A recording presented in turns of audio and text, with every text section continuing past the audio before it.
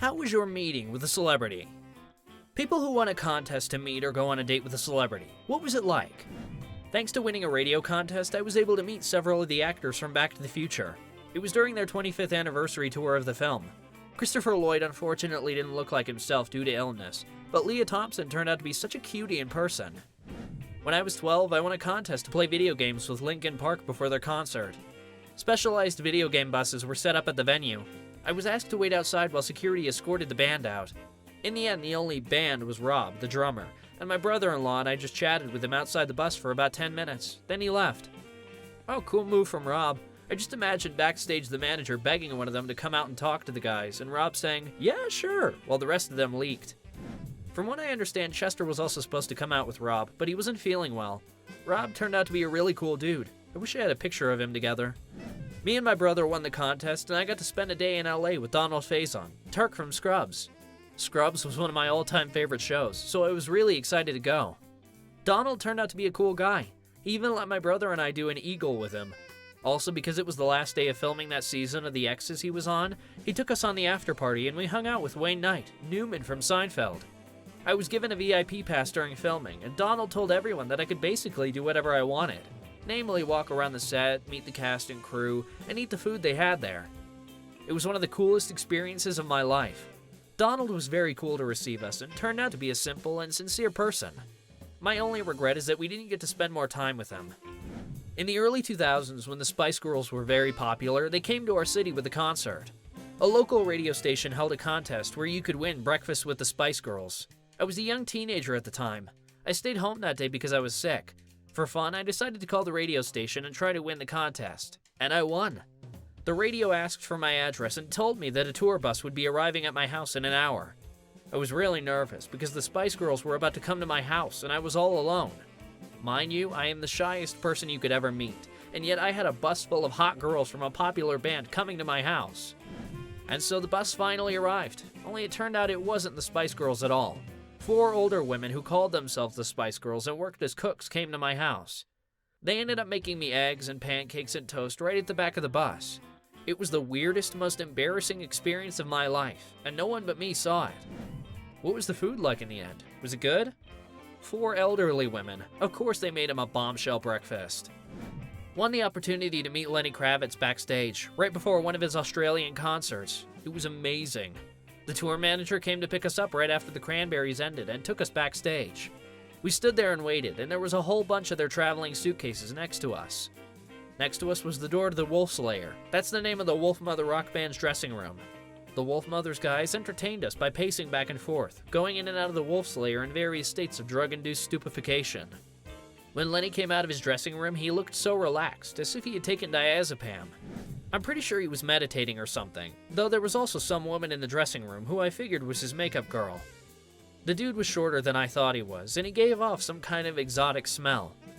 He was very friendly, posed for pictures, chatted with us, and was one of the most humble and quiet people I have ever met.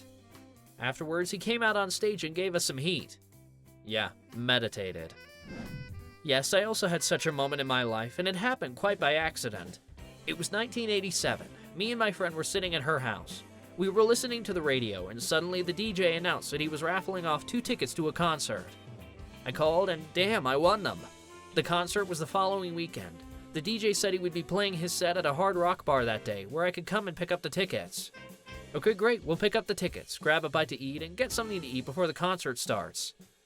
We go there at the appointed time, go in, say why we're here, and we're led through the hallways to some sort of dining room and seated. We are told that we are also entitled to lunch and are handed a menu. While we are ordering, some other people come in and sit down at the table with us. They look like typical 80s metalheads, after which I suddenly realize they speak with a British accent. I look around and I see Rick Allen. Yes, that's right. I was sitting at a table with fucking Def Leppard. The guys turned out to be nice, although they were very tired, probably hungover. They didn't pull away from us or pretend they were forced to be there. The men were actively communicating with a couple of dazed teenagers. All in all, it was pretty cool. They gave us a couple of their autographed records and t-shirts and stuff. It was an awesome memory. In short, it was a great experience. And I met Flava Flav at a private party. He was supposed to perform for a small group of about 10 people. If you saw him on TV, you might have gotten the impression that he was playing the role of an ignorant asshole, And maybe he was more real in real life, and it was all a game for the camera, etc. Nope, in real life, he's really such a dumb fuck. Maybe he was drunk or high or something, but this guy seemed like he was from a completely different planet. He couldn't even form a sentence or express a coherent thought.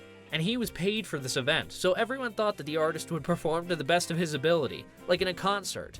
Instead, he was more like a ghetto rapper, a version of your dorky uncle who sits on the porch, drinks shitty beer, and yells at squirrels. As a young girl of 14, I won a contest and flew to New York, where I met Mark Echo. I was a skinny white girl from the Midwest who flew to meet the designer of urban street-style clothing. I mean, my dad and I didn't fit into that environment at all. But Mark was just an awesome dude. He showed us around the office. He fed us, let us paint some skateboards and walls. He set me up with a photo shoot for his baby line. We even went shopping with him in Manhattan, and he bought me $500 worth of branded clothes. When we went shopping, we had a photographer and his personal shopper with us. Passers-by would ask, "Who is she?" They thought I was some kind of celebrity, lol. He was a very chill dude, and he was totally comfortable with us. He collaborated with 50 Cent, and he even let me meet him and take a photo. It was a very strange experience for me, and the only reason I won it was because my father had a lot of random contests, and he won a lot. But this was his biggest win of all. I like to tell people that I met 50 Cent. No one ever believes me. I won the Ride with a Professional Snowboarder contest with the CCS website. I didn't even think anyone could really win something like that, so I was very happy with my win. Turns out I was one of several thousand people who entered this contest.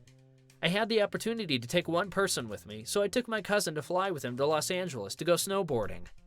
We landed at LAX Airport, where one of the company representatives picked us up and took us to a place called Mount High Resort, which was some ghetto floor slope full of artificial snow. I'm not going to lie, I loved the feeling of being in some kind of skate park. The professional snowboarder I happened to skate with was named Stevie Bell.